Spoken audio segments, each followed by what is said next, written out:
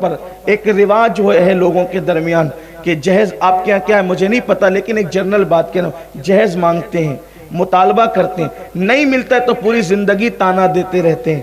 یہ بھی لوگوں کا مزاج ہے۔ بلکہ ابھی گجرات میں حال ہی میں ایک بچی کی کلپ چل رہی ہے، رلا دینے والی کلپ ہے۔ مسلمانوں کو تو چلو بھر پانی میں ڈوب کر مر جانا چاہیے ایسے موقع پر کہ لوگ آج ہمیں بتا رہے ہیں کہ دیکھو یہ مسلمانوں کا حال ہے کہ جہیز کے مطالبے نے ایک بچی کی جان لے لی اور وہ انتقال کر گئی۔ یہ تو ایک کلپ ہے جو وائرل ہوئی ہے۔ اس طرح کی کتنی بچیاں ہیں جو جہیز کے نام پر جو ہے اپنی جانوں کو قربان کر دیتی، جن کے گھر اجڑ جاتے ہیں، جن کی زندگیاں اجڑ جاتی، جن کی زندگیاں تباہ ہو جاتی ہیں۔ میری مائیں اور بہنیں اگر یہاں پر موجود ہیں تو میں اپنی گفتگو کو آگے بڑھانے سے پہلے اگر بات جہیز کی نکلے تو عرض کروں گا کہ لوگ یہاں دین کو جو ہے وہ معاذ اللہ گویا کہ یوز کرتے ہیں۔ جو چیز ان کو ہضم ہونی ہے ان کے مفاد کی ہے، اس وقت تو ان کو دین یاد آتا ہے۔ جیسے مثال کے طور پہ جب مہر مقرر کریں گے تو ان کو دین یاد آئے گا، انہیں حدیثیں یاد آئے گی کہ اللہ کے رسول علیہ السلام نے فرمایا سب سے زیادہ بابرکت نکاح وہ ہے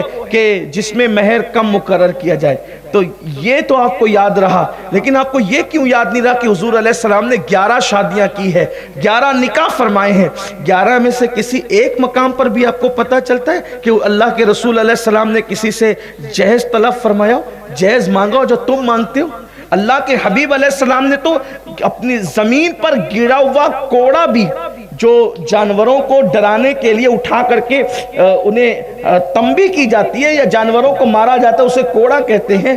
اللہ اکبر، وہ کوڑا بھی اگر زمین پہ گر گیا تو اللہ کے رسول نے کسی سے مانگا نہیں بلکہ خود سواری سے اتر کے اٹھایا ہے۔ حضور علیہ السلام کو گرا ہوا کوڑا مانگنا بھی پسند نہ تھا۔ اللہ کے حبیب علیہ السلام کے اندر شان غیرت یہ تھی، بلکہ یہاں تک فرماتے ہیں کہ اگر میرے جوتے کے تسمے ٹوٹ جائیں تو وہ بھی میں اپنے اللہ سے مانگتا ہوں، غیر اللہ سے اس کا سوال نہیں کرتا، وہ بھی میں اپنے اللہ سے مانگتا ہوں۔ حضور کی شان توحید کا یہ عالم تھا، اپنے اللہ سے محبت کا یہ عالم تھا۔ اور آج ہم جہیز کے نام پر، رسومات کے نام پر کیا کیا بھیک مانگتے ہیں اور کس طریقے سے بھیک کے دروازے مالداروں نے بھی کھول رکھے ہیں۔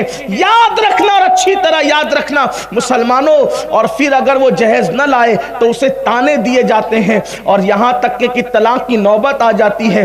معاذ اللہ کیفیت یہاں تک پہنچتی ہے کہ اس کی زندگی سے کھلواڑ کر کے اس کو طلاق دے دی جاتی ہے،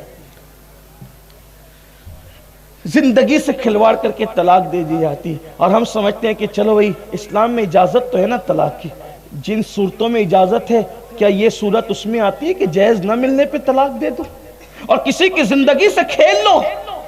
میری قوم کے وہ جوان جو اللہ کے نبی صلی اللہ علیہ وسلم کے نام پہ جان قربان کرنے کی باتیں کرتے ہیں، میری ان سے گزارش ہے کہ وہ سماج سے اس معاملے کے اندر بغاوت کریں۔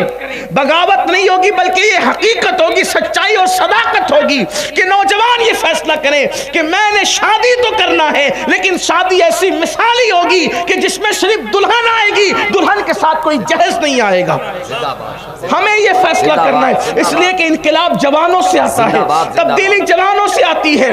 یاد رکھیں اگر آپ نے ایسا کیا اور آپ نے کسی کی فکر کو دور کر دی، کسی غریب ماں باپ کی سوچ اور فکر کو، ان کے بوجھ کو دور کر دیا، تو یاد رکھنا مالدار جہیز دے گا تو اپنی طاقت کے مطابق دے گا، لیکن کسی غریب کی فکر کو تم دور کر دو گے تو جب اللہ تمہیں دے گا تو اللہ تمہیں اپنی شان کے مطابق عطا فرمائے گا۔ بندے کا دیا ہوا ختم ہو سکتا ہے، اللہ کا دیا ہوا کبھی ختم نہیں ہو سکتا، تو اللہ آپ کو اپنی شان کے مطابق عطا فرمائے گا۔ تو عرض یہ کر رہا تھا کہ لوگ زندگیوں سے کھیلتے ہیں، بیچ میں طلاق دے دیتے، بیچ میں جہیز کی وجہ سے، کسی اور چھوٹی چیز کی وجہ سے، اللہ اکبر، زندگی سے کھیل جاتے۔ کسی لڑکی کی کسی عورت کی زندگی سے کھیلنے کا کیا عذاب ہے یہ تو ابھی نہیں پڑھتا آپ کے سامنے۔ ایک حدیث صرف سن لے، دل پہ، ایمان والے دل پہ ہاتھ رکھ کر، کسی کی زندگی سے کھیلنا کتنا بڑا جرم ہے۔ عورت تو عورت ہے، لڑکی تو لڑکی ہے، بہت بڑی ہے اس کی عزت، اس کی آبرو، اس کی زندگی۔ اگر تم نے کسی چڑیا سے بھی کھیلا نا، چڑیا کی زندگی سے، چڑیا کی زندگی سے، چڑیا کتنی ہوتی چھٹاک بھر کی ہوتی ہے، اس کا انجام کیا ہے؟ لیکن یہ حدیث پڑھنے سے پہلے ایک اور طرف اشارہ کرتا ہوں۔ آج کل کچھ لڑکے لڑکیوں کی زندگی سے اس طرح بھی کھیلتے ہیں کہ اس سے ناجائز تعلقات قائم کر لیتے ہیں، شادی کا لالچ دے کر، زندگی بھر نبھانے کا لالچ دے کر، پھر زنا کر کے، بدکاری کر کے، اس کی آبرو سے کھیل کر پھر اسے چھوڑ دیتے ہیں۔ نہ وہ دین کی رہتی ہے، نہ وہ دنیا کی رہتی ہے۔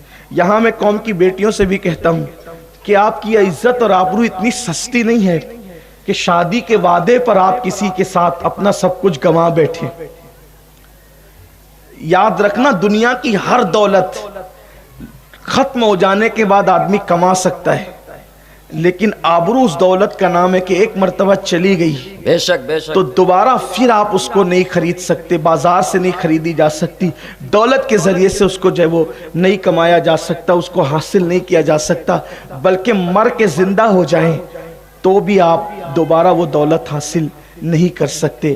اس لیے قوم کی بیٹیوں سے کہتا ہوں کہ غربت کی چکی میں پسنا، تو غربت سے خوف کھا کر، کسی کی دولت پر للچا کر کبھی اپنی آبرو کا سودا مت کر دینا۔